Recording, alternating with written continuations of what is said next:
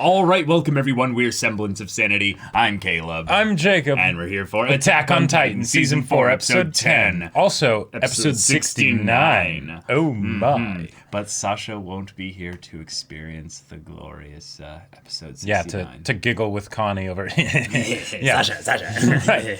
But we did get Annie last episode.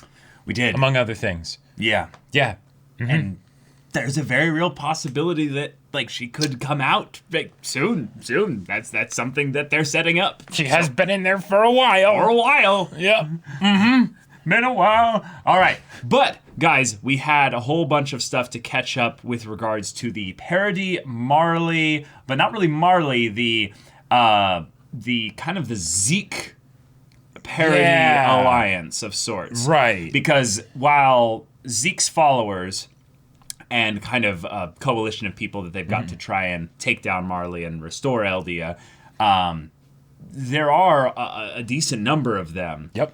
They had to do this all in a subtle way with regards to the scout fleets coming across. And covert operation. And not all of them that went across through the scout fleets were necessarily loyal to Zeke. Exactly. They were either imprisoned or maybe there was some brainwashing that had to go the other direction, in order to convince them that their cause was...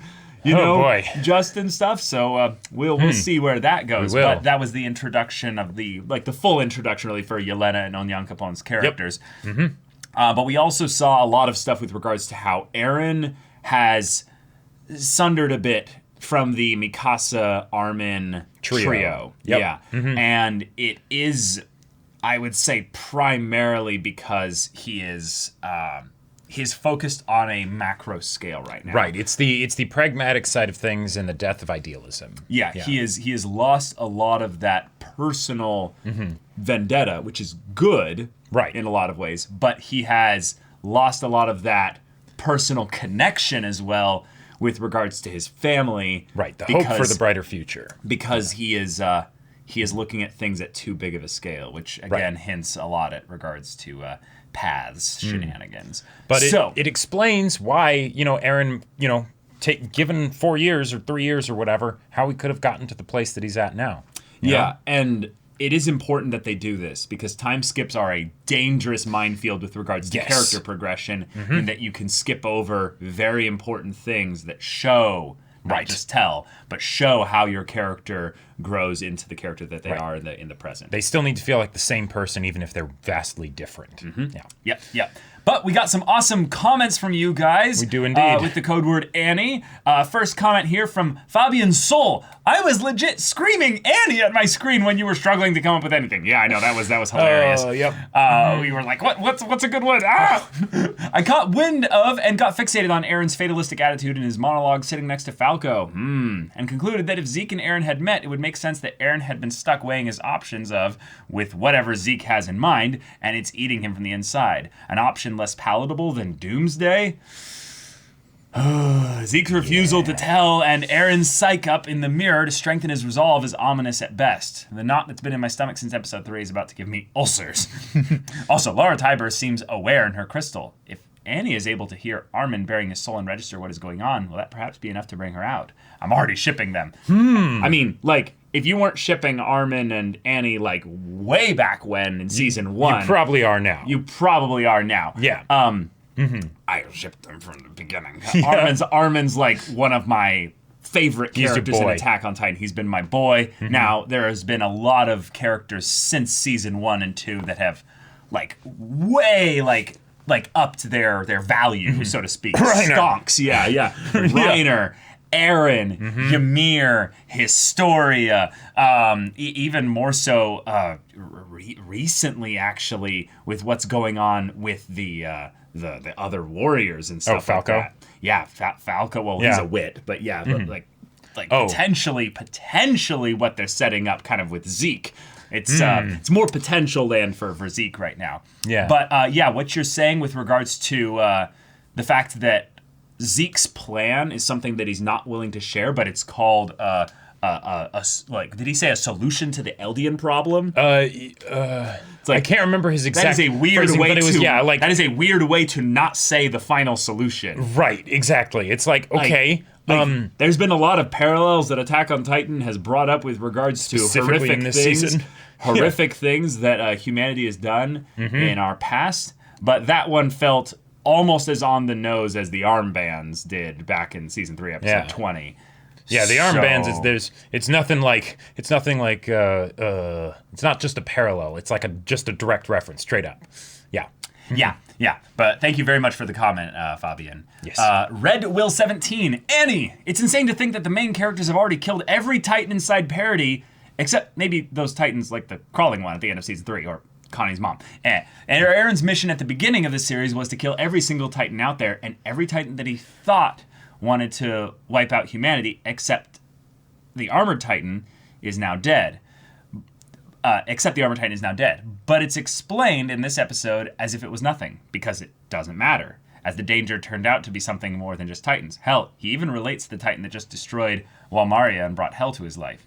Yeah, this is a good point here. The idea that Eren's goal, as far as his original scope was, is kind of complete. Yep. All the Titans on Parody are dead. So if we kill all the enemies out there, we'll finally be free. Right. It feels very like Erwin, kind of like Erwin wanted to know the truth of the world, but if things had been different and Erwin had survived instead of Armin,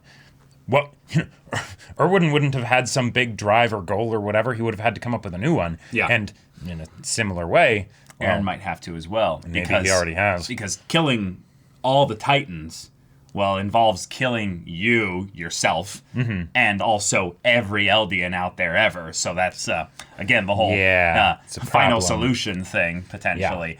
Yeah. But yeah, this idea also that he even relates to the Titan that destroyed Walmaria and brought hell to his life, because, this time you be the bad guy. Right. It's over-memed, but it works. But it works, yeah.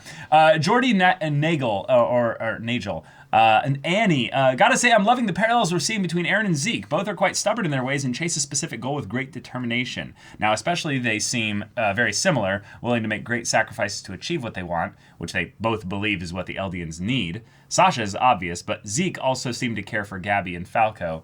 Yet when they appeared on the airship, he referred to them as miscalculations, not to mention deceiving Peak and Gallard, both of which could have easily died during the attack, and very nearly did. Yep. The question then remains whether the goals ultimately align or not. Both seek the answer to the Eldian question.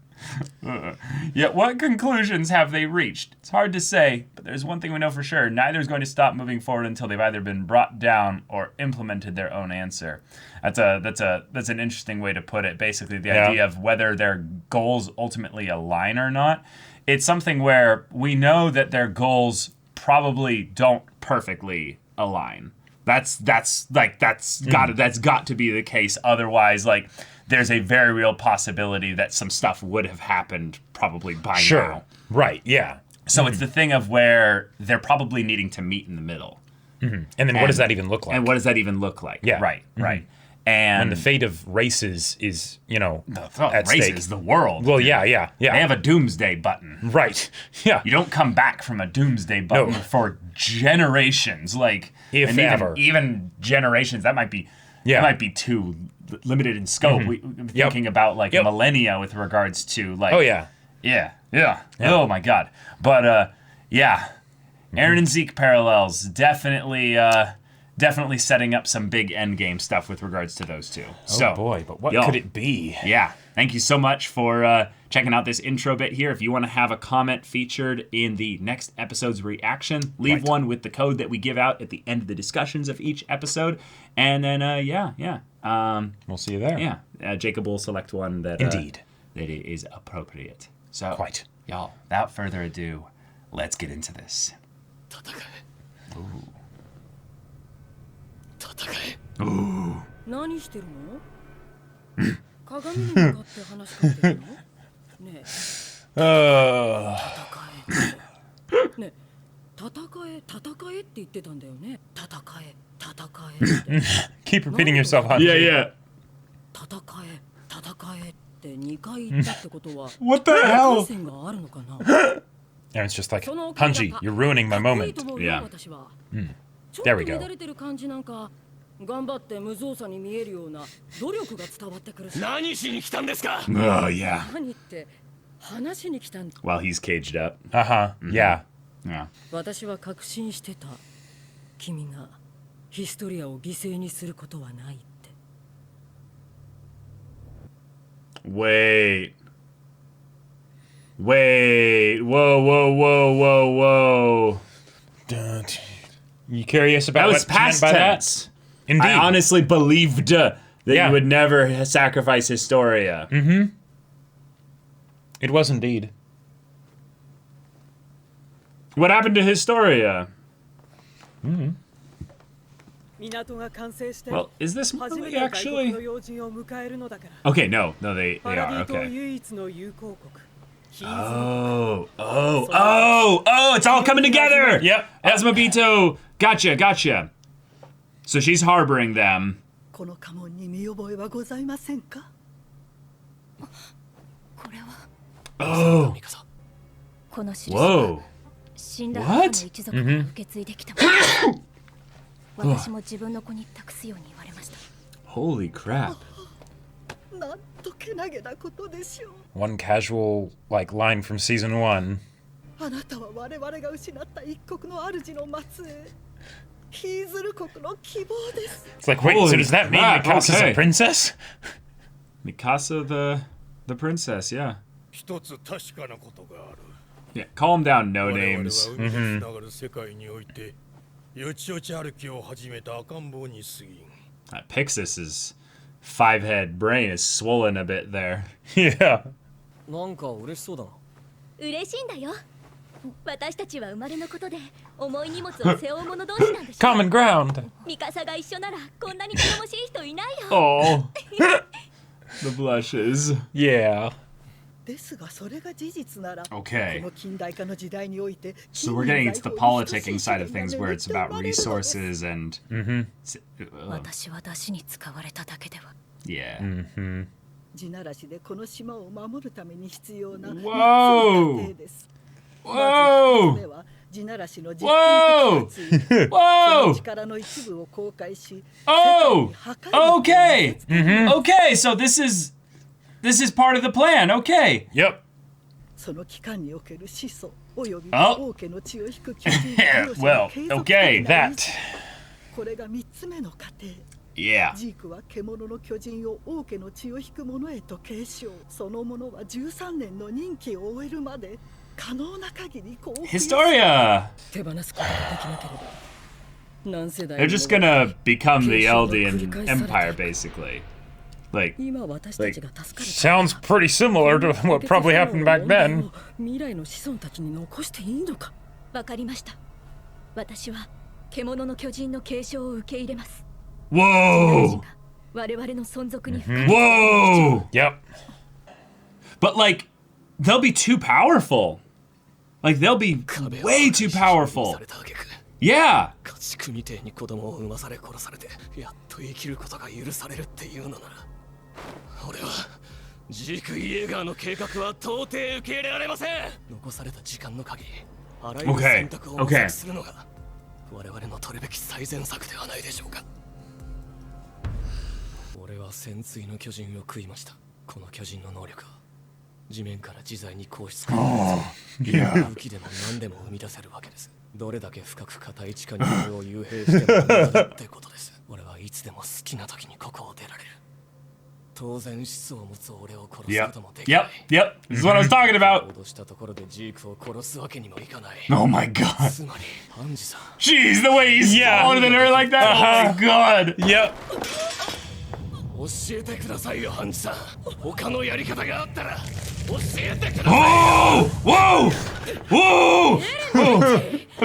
いまだに反抗期かよ。バカ。若者。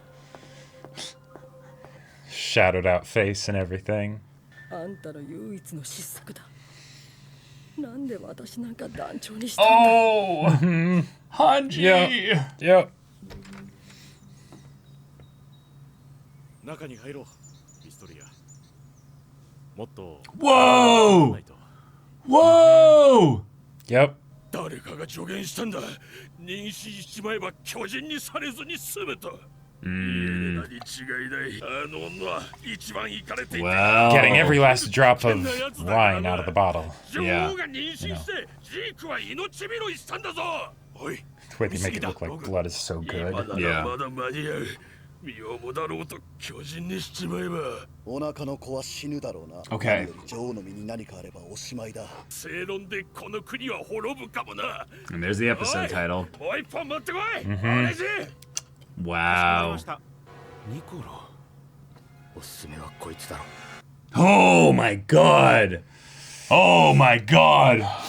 これは俺たちがやらなきゃいけないこと Wait, wait. なのか。いや、やらなくていいことだ。 Is this? Yeah, I was gonna say. I can see them in these hats. も鍛えられるし、島の開発も進むって。確かに今はヒーズルからの回答を待つしかないからな。 Oh. それを介して世界との対話を図るんだ。それで地ならしに頼らずヒストリアが辛い目に遭わなくて済むんなら。 Sasha. Wow. お前ら。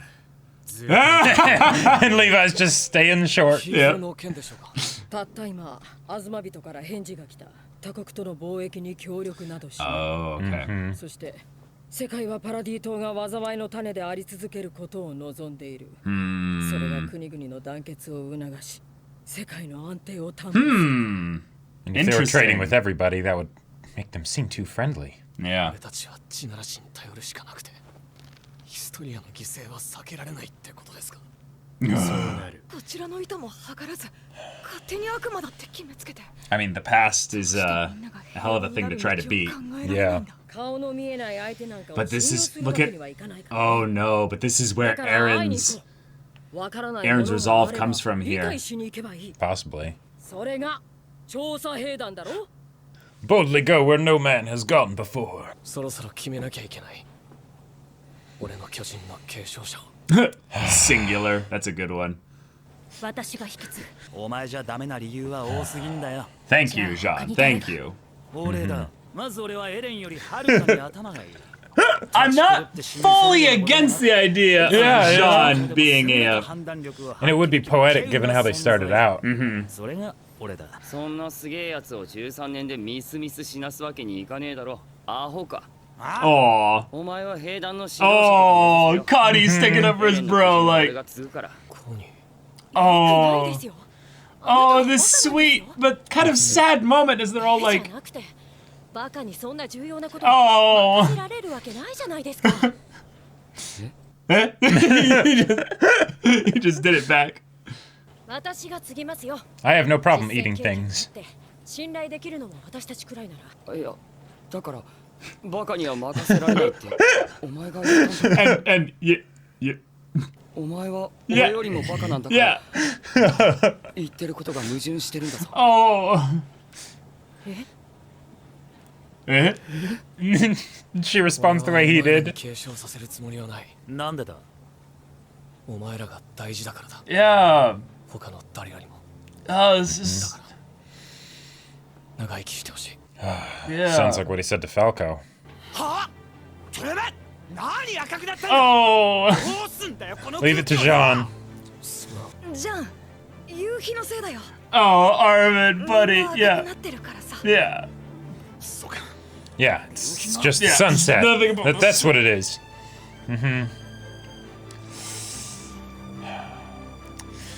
Oh, this hurts, Who man. knows if we'll ever see Eren and Mikasa blush at each other again.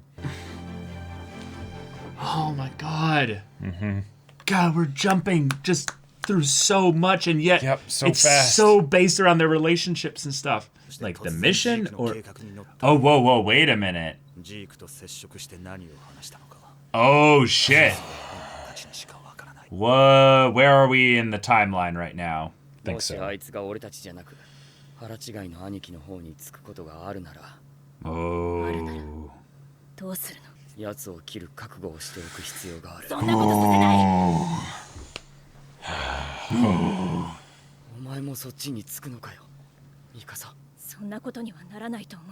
It could though. エレンは誰よりも私たちを思っている。みんなも分かっているはず。 Yeah. The doubt. Does he though? きっとその思いいが強すぎたから。 I agree about him caring too much, but that's the wrong interpretation, I い think. くらお前が強くても前線から遠ざけようとするやつだった。 Yeah. だがアルミンに軍港を破壊させ、お前を戦場に呼んだ。 He's thinking way too big right now. 私たちが行かなければ何もできなかった。サシャが死ぬこともなかっただろ。 Yep. There it is. サシャが死んだ時 He エレンは laughed. どうしたと思う？涙を流したと思うか？ Oh, shit. They're doing that little wobble thing again. Yeah. Oh, this is gonna hurt. 嫌がった。一体何がそんなにおかしかったんだろうな。サシャが死んだことのどこが。説明してくれよ、ミカサ。なんでエレンを笑ったの？エレンのことは何でもわかるんだろう。 That knowing look from Jean. Yep. Yep. エレンと話そう。 Oh, yes, please. エレンの真意を確かめるんだ。 Please. どうする？もしジークと同じ目的だったら。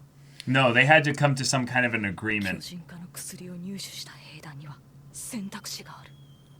まさか信頼できる他の誰かを巨人にして Oh, エ well. レンの始祖を継承する選択だ。 Oh. Oh my god. Oh my god. Oh.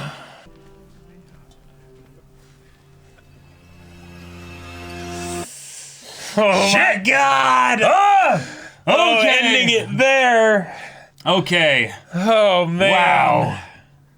This is turning out to be basically like the rise of a new Age. a or- new age, but like with so many forces in the world in general potentially willing to work with them. Yeah. It feels very much like something that we've seen in like Legend of the Galactic Heroes, for instance, where like Frederica is like, hey, our family is going to go with your line, Reinhard, because you're going to rise and take over everything. We just want to survive the whole thing there. And they're casually talking about, we'll display the rumbling. Use it enough to basically scare the shit out of everyone. Yeah, do a partial rumbling, you know? Yeah, just yeah. make like one of the outer cities, the walls on that collapse. You know, Because- just send 500 colossal because titans any out, of you, know? any of you involved in this think that you could stop it once it started, unless you're literally Eren. Right. Yeah. You're insane. You're insane. It's just a thing of like, well, see, we'll use just a use nuke. a few nukes. A few not nukes. all of them. Right, just right. a few. Yeah. And then everyone else will be too scared to do anything about this, and then we'll build up our military strength to where we don't need to use that.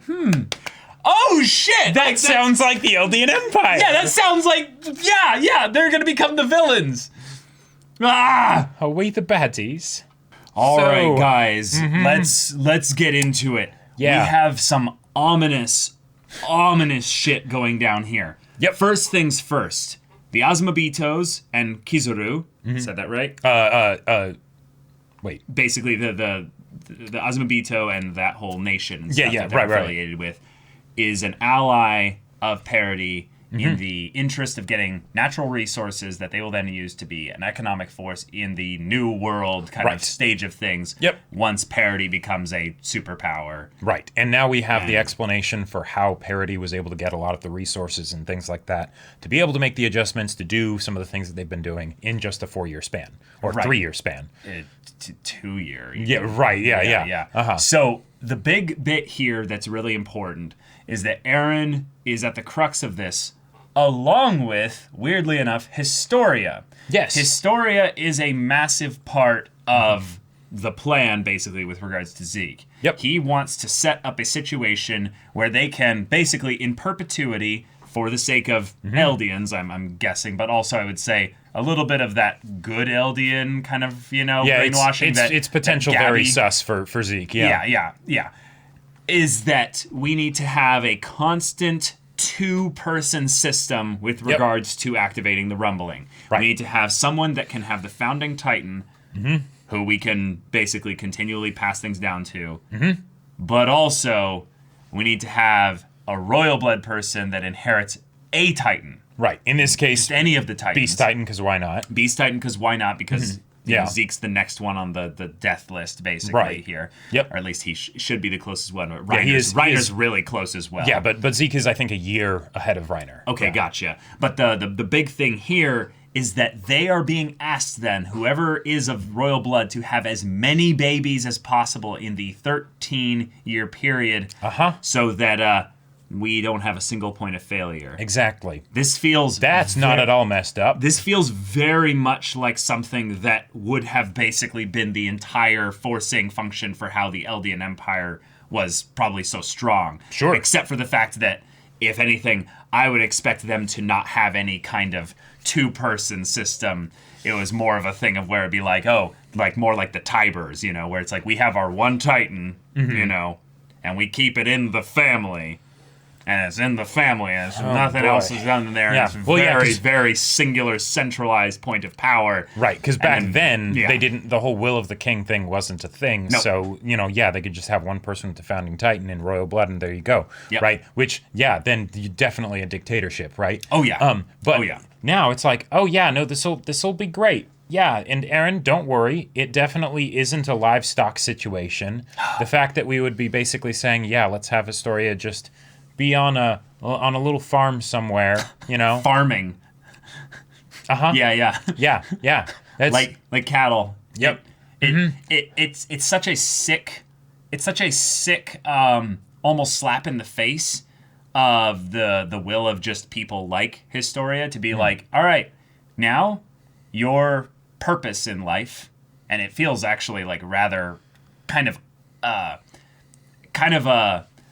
not black and white, but it feels like it just simplified a lot of the conflict here. Oh, okay. Because I really do feel confident in Eren as the protagonist again. This episode, I think, kind of ironed out a little bit of knowing, this is kind of Zeke's logic here.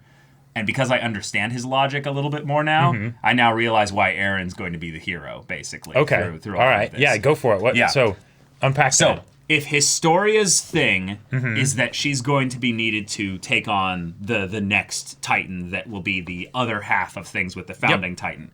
Gotcha. She has a kid, and there was those parody military guys that were basically saying like, she's just trying to survive a little bit longer so that, push out the start of the 13-year deadline, yeah. Right. Now, this kid... like that's a lot of time. Now she's great with child. Like it is very much a it looks she's like in her she's third ready trimester to pop. kind of thing. But that does make some awkward things with regards to timing of things. Yes, because definitely. Zeke has less than a year. I would say he's got enough time to where he could definitely still have Historia eat him after she's had a child. But with how everything's moving so quickly with the attack on, Marley and things like that, things don't quite line up perfectly. Things are going to get awkward, and someone is going to basically twitch before things are ready. It's the Mexican standoff with everyone having twitchy trigger fingers and whatnot. And someone's going to accidentally pull the trigger here, and things are going to go to shit. And that already happen? Yeah, my initial thought here is the one person who I know won't do it is Eren. Okay. This was a very huge episode for Eren. It was. One of the things that I initially was like almost laughing at it because I wasn't really fully taking in the context of what Hanji was doing, was Hanji went over to Eren alone and ended up basically overhearing him saying the tatakai. Yeah. But she's scared. Yep. She is in a position where she's supposed to be in charge. And she's not. She has none of the power comparatively to these gods around her that literally could shape the world. Yep. If they wanted to. And Eren brings Erwin, that... why did you make me the commander? Right? Yeah, the fact that Eren here, who I mentioned in a previous bit, like once he had the Warhammer Titan, he is unkillable. Kind of. The fact that he kind of said this to Hanji was kind of a nice way of him being like, you realize I'm working with you, right? Why are you coming over here trying to agitate me into giving you, like, info? Why are you so scared of me? If I wanted to leave, I would leave. If I wanted to leave and kill all of you, I would. Right. And I am doing my best for everyone here. I love it because it's something where... Because on the one hand, it's a thing of him basically saying, hey, relax. Right? I'm on your side, dang it. Like, I'm on your side, damn it. Right? While at the same time doing it in the most intimidating, terrifying way possible. Because he's not sure really that she understands the gravitas of what's going on here. Right. And quite frankly, is it something where because a lot of the people around don't seem to understand, right, and don't have powers of Titans and things like that, will they end up just being obstacles that get in the way? And then will they be the twitchy ones? Or will they be the twitchy ones, right? Well, and being the twitchy ones, that could also mean that they would be the obstacles, right? Like the whole point where in season 1, at the end of season 1, when I think his Nile, I think is his name, or Nile. Yeah. When he points the gun at Erwin, like I will execute you right now. Like, you know, what the hell are you doing? That's something that could happen, right? Because in crazy situations, people get panicky and they don't, they don't think with a level head. Right. So in this situation here, Eren is basically laying down the law and saying, no, don't get this twisted. This is the situation you're in, yeah. Yeah. I am going to do this. I'm going to take this to the utmost here. You can't stop me, so get alongside me. Yeah, get alongside me here. And we did get a little bit of that us versus them setup here. We have a lot of characters that were rapidly given little kind of moments there to establish kind of whose motivations are going where with what. Azumabitos are looking out for themselves here. Yep. They're scared silly of the fact that Zeke could be potentially pulling the wool over everyone here, and the rumbling could happen when they're not really... They have no protections against that. And at the same time, if they can, make some stonks off of this, then of course. In some ways, this feels totally like the whole thing with the Azumabitos is going to lead to them just being fettered around by a donkey with a carrot, just being like, come chase the resources, come on. And at the same time, the fact that they're thinking about resources and things like that, it's like, okay, yes, that's something important for a nation to thrive and all of that stuff. But with what's at stake, it's like that's kind of low as far as priority goes. And because of that, they ended up kind of potentially ruining things in a bad way here. The fact then that Parody was not able to set up any trade relations with other nations. They could have entered into a very awkward and tense but potential ceasefire situation. Yeah. Where they're basically like, oh, okay, Parody's becoming a superpower. Or at the very least, Parody is becoming helpful for us. It's not, the Eldians are not just being used as Titans to attack us, but we're getting money off of them. No, totally. But the thing is that if we look at human beings, they wouldn't care. They would still be so scared of the idea of Parody being the potential devils who could ruin everything for everyone, that it would be a thing of, oh, cool, you traded with us? That's great and all, but that's going to take generations of time of nothing happening from either side before you could have, genuine peace. Thus, that stuff would only be the beginning. It would be more about them saying, hey, guys, yes, we can be the bad guys if things go a certain way. So let us basically build up our own kind of power base here. We're going to be helpful along the way, but you're going to need to basically say, no war, no conflict, and we're going to need to take the big stick to make sure that doesn't happen. Right. And then eventually just build a stick big enough so that, wait, hold on. Right. Yeah. The other nations would eventually not agree to this. They would eventually realize what was going on, and it would all cascade into a problem of sorts. World war, basically. A problem. World war, that kind of thing. So there's no really good way that this can go with regards to Parody Parody becoming friends with everyone. That doesn't really work. Right. Even mind. Because if a world war breaks out, right, then okay, that's a world war. That's all kinds of bad on its own. If a world war doesn't break out and then they just resurrect the Eldian Empire, that's not exactly good either. Yeah, it's essentially just delaying it. It's just delaying it. Now, with Eren here, I can very easily see where he's coming from, though. He has talked with Zeke. They have reached some kind of an agreement. So Zeke's plan, and whatever it is not going to be some kind of total, final solution kind of thing. Right, the fact that it's like, hey, use partial rumbling bits. It's like, okay, that, that... Even though that's terrifying to say, hey, yeah, let's use just a few nukes, right? It is something where at the very least it's like, then you could use it as a case-by-case emergency basis and not completely end everything. It's like, okay. Right. That's less than, complete world-ending destruction. Right. But the problem with that is then that Eren then attacked Marley. Mm-hmm. And based on that, you can kind of see where Eren's pushing this. He is not necessarily pushing things to go even with even that element of Zeke's plan. He's pushing at things to where he's making Zeke react to him.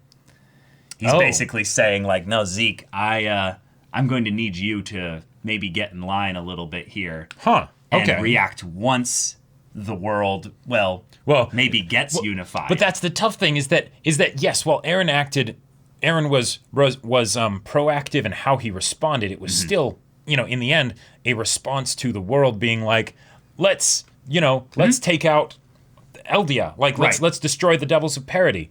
Yeah. And then there's also the fact that, like, wait a minute, how did the idea to do that get started? Wait. Yeah, hold on. That's where things can get weird. That's where things can get really weird, especially with paths involved in even the slightest. Oh, sure. But like we know at this point that at least Eren's like paths kind of stuff that's going on here is involving him like looking at things at that macro scale. It's just a question of how minute versus what's the word here? Minute versus macro, those are no. Minute meaning like is he trying to adjust and position things a specific way here, or is he more of trying to bring things down to a kind of in some ways like the whole moment with the declaration of war, where it's kind of I'm waiting for your response. I've positioned things in a specific way where you have two choices.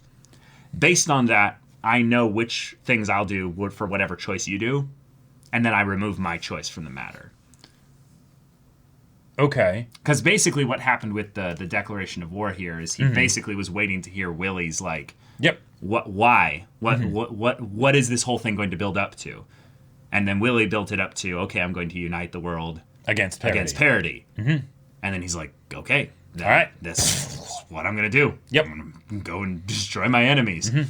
And I have no choice here. And which meant in my mind, I thought that he would have some kind of response planned if he did something else. Which would probably just be, okay, cool talk, Reiner. My hand's cut, but I'm not actually going to trigger anything. Right. Awesome. There's hope. There's hope for us that doesn't involve basically going to war with the world. Yeah, and that's one of the things that I really love about how this episode focused on Eren, because Eren's been the biggest sort of mystery box of season 4, right?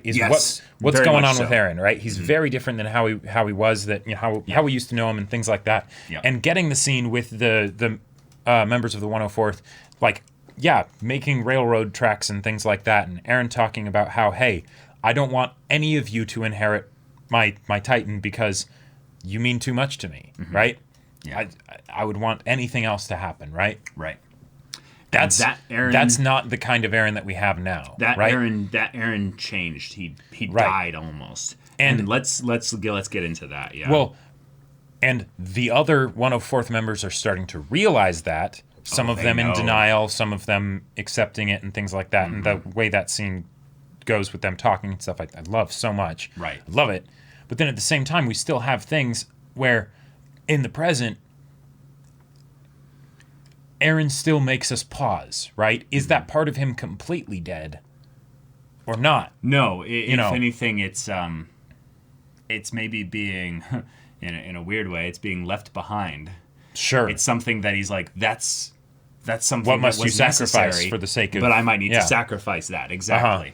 And that's the part where I feel like this is going to basically go into the full kind of Ava kind of situation here, where we have Eren basically taking like the whole conflict and boiling it down to kind of a 50-50 of how will humanity respond, how will human beings be able to come to terms with the fact that human beings can ultimately just be devils. Like that's something that Oh, human yeah. beings are fully capable of. Right. It's having it be Titans in this show is a wonderful way to sort of highlight it. But you know, people don't need Titans to be awful. People do not need Titans to be awful. And we've seen that in this show. Right. And in some ways, the world, because of the way they kind of framed this episode, showed how easy it was for the world to kind of be like, yeah, well, but they're the real devils. Like, we do war and all kinds of crazy shit, but like, they're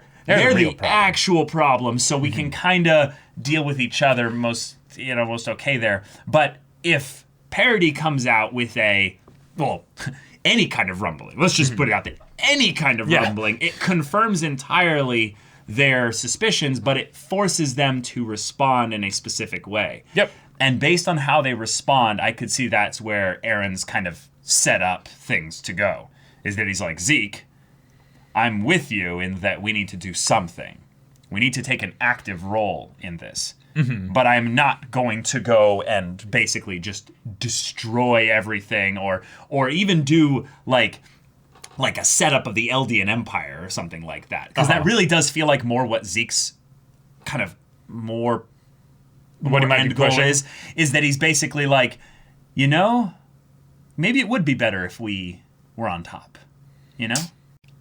And if we could do that, then, you know, it has some really creepy undertones. Oh, just undertones? No. And then just dark as overtones. Right. Like really, really scary stuff. As long as we're nice to the people under us, you know, then it shouldn't be a problem, right? And then everything will repeat, and we'll just go through this all over again. Yep. And I feel like this whole show is about Eren having gone through this so many times. It's about him finding the way that it'll work. Gotcha. Wouldn't we like to hope so? Yeah, wouldn't we like to hope so, right? Yep. But I think what might be the way in which Eren has evolved here is that he is offering up the choice constantly to others. Instead of being the one where he has to tatakai and just make sure that he ends up like guiding things in a certain way, he's like, no, I'm going to leave it up to people like Willie here. I'm going to leave it up to people like Historia. Yep, I'm not. exactly. I don't want her to end up being forced into something because she's just, you know, the one person with royal blood that we have. Yeah. And while people can be devils, they can also be very beautiful. You know, this world is beautiful, but is also, you know, this world is cruel, but is also very beautiful. Yep. Yeah. So if human beings have the capacity for that beauty and cruelty within them, it ultimately should come down to what they choose, right? And then that's the world that they're going to live in. The problem is that if Eren gets so powerful and ends up working with Zeke and does any kind of stuff with the rumbling, humanity can just choose wrong. Sure. And yeah. Well, it definitely seems like that's been happening so far, you know? Yeah.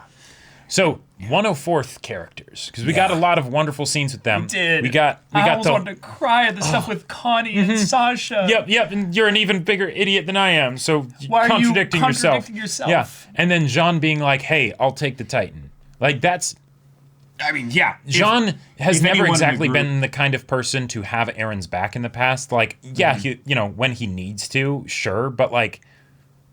That's a big deal. That would be very poetic in a way to have Jean be the one that would take this, because Jean has gone through one of the biggest kind of character arcs since like the earlier parts of Attack on Titan. He was definitely the main side character of season 1. Yeah, but more recently what we've seen is kind of the guy who's achieved a little bit more balance just in life. Sure.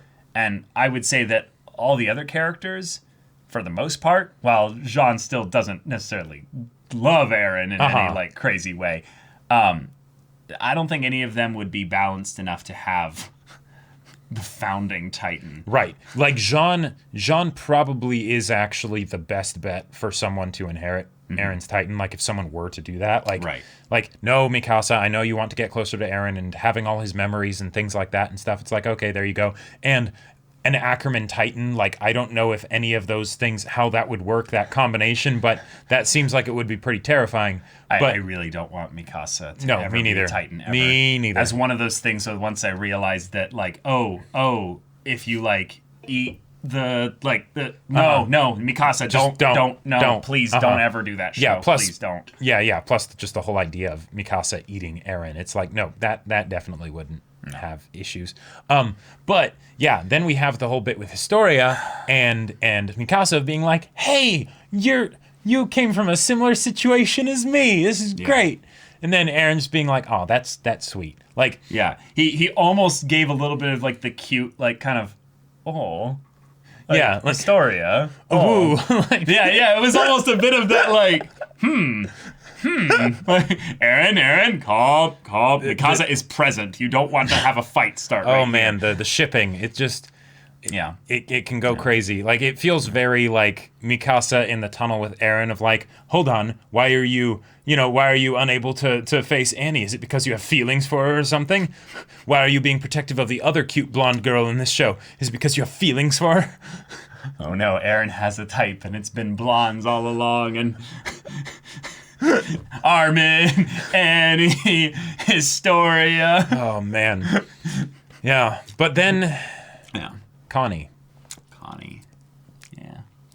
He laughed. Yeah. What was so funny about Sasha dying? The fact that Connie then, on the one end of things, was one of the people that kind of provided a decent reason as to why he should be the Titan, but also at the end of this is like, we might have to cut him down. Yep. Like, I don't think that's Eren. And the way Jean can't he gives that knowing look to Mikasa, but he can't say anything. Like, because it's Mikasa right because there. Because it's Mikasa. Yeah. He wouldn't say it out loud because that would earn him the ire of Mikasa. Right, and but it's also a thing of where he's like, Mikasa, too. Right, like, and then the fact that Armin is there all along with this as well, and offers basically hey, the three of us will talk.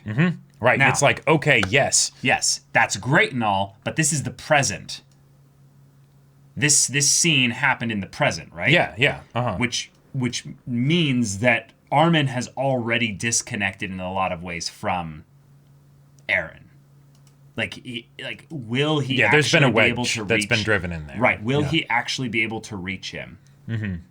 And I'm really scared that it's going to be Parody that twitches first here.